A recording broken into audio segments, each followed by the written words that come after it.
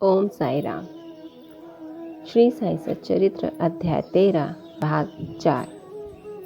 बापू साहेब बूटी। श्रीमान बापू साहेब बूटी एक बार अम्लपित्त के रोग से पीड़ित हुए। उनकी अलमारी में अनेक औषधियाँ थीं, परंतु कोई भी गुणकारी ना हो रही थी।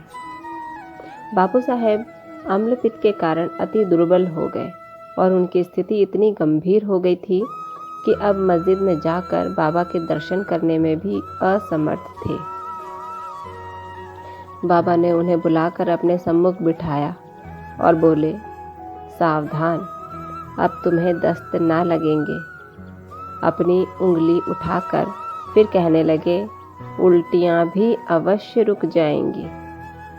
बाबा ने ऐसी कृपा की कि रोग समूल नष्ट हो गया और बापू साहेब बूटी पूर्ण स्वस्थ हो गए। एक अन्य अवसर पर भी वे हैजा से पीड़ित हो गए। फलस्वरूप उनकी प्यास अधिक तीव्र हो गई। डॉक्टर पिल्ले ने हर तरह के उपचार किए, परंतु स्थिति ना सुधरी। अतः अंत में वे फिर बाबा के पास पहुंचे और उनसे तृषा रोग निवारण की औषधि के लिए प्रार्थना की। उनकी प्रार्थना सुनकर बाबा ने उन्हें मीठे दूध में उबाला हुआ बादाम, अखरोट और पिस्ते का काढ़ा पियो, यह औषधि बतलाई। दूसरा डॉक्टर या हकीम बाबा की बतलाई हुई इस औषधि को प्राणघातक ही समझता, परंतु बाबा की आज्ञा का पालन करने से यह रोगनाशक सिद्ध हुई और आश्चर्य की बात है कि रोग समूल नष्ट हो गया। ओम साई राम।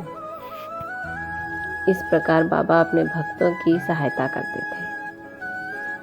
भक्त किसी भी प्रकार की परेशानी से पीड़ित हो या परेशान हो, बाबा पूरी तरह से जितना उनसे हो सकता था वो पूरी तरह से उनकी सहायता करने के लिए अग्रसर रहते थे।